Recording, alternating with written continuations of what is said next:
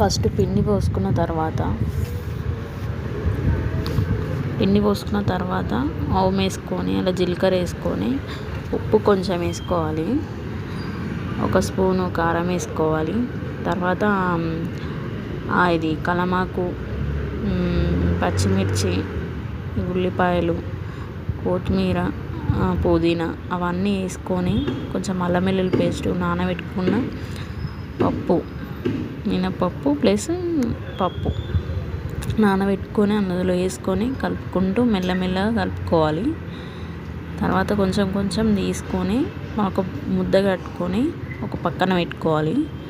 పెట్టుకున్న తర్వాత మీకు కావాలంటే చెప్పండి గైస్, ఇట్లా కొంచెం కొంచెం కలుపుకొని మేము ఒకవేళ ఏమైనా వీడియోస్ కావాలంటే పెడతామన్నమాట. ప్లీజ్ సబ్స్క్రైబ్ మాత్రం చేయండి ఫ్రెండ్స్, ప్లీజ్.